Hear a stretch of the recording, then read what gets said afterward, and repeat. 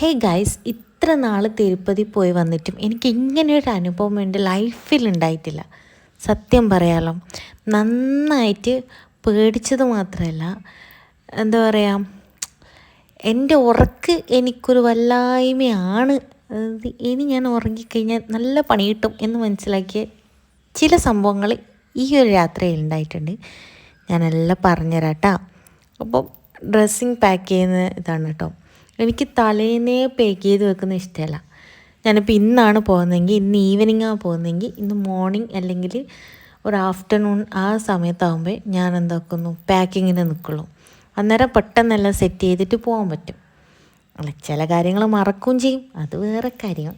എന്നാലും പക്ഷേ എൻ്റെ കുട്ടികളെന്ന് വെച്ച് പറയുമ്പോൾ അവരെക്കുറിച്ച് അവർ ഭയങ്കര സപ്പോർട്ടീവാണ് കേട്ടോ. ഞാൻ എൻ്റെ മൂത്ത കുഞ്ഞിക്കല്ല, രണ്ടാമത്തെ കുഞ്ഞിക്ക് 3 മാസമുള്ള സമയം മുതൽ ജോലിക്ക് പോകാൻ തുടങ്ങുന്നത്. അപ്പോൾ അവർക്കറിയാം ഞാൻ പോയി കഴിഞ്ഞ് കഴിഞ്ഞാൽ എങ്ങനെ നിൽക്കണം, എന്തെല്ലാം ചെയ്യണം എന്നുള്ള കാര്യങ്ങൾ. ആ ഒരു കാര്യത്തിൽ ഞാൻ ഭയങ്കര ഭാഗ്യവതിയാണ് ഗൈസ്.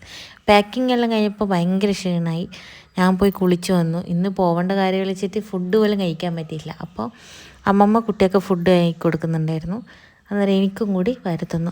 അല്ലെങ്കിലും ഈ അമ്മമാരൊക്കെ ഫുഡ് വാങ്ങി തരുമ്പോൾ അതിനൊരു പ്രത്യേക ടേസ്റ്റ് ആയിരിക്കും. നമ്മൾ കഴിക്കുന്നതിനെക്കാട്ടി എന്തോ ഒരു ഭയങ്കര ഒരു ഫീലായിരിക്കും അതിന്.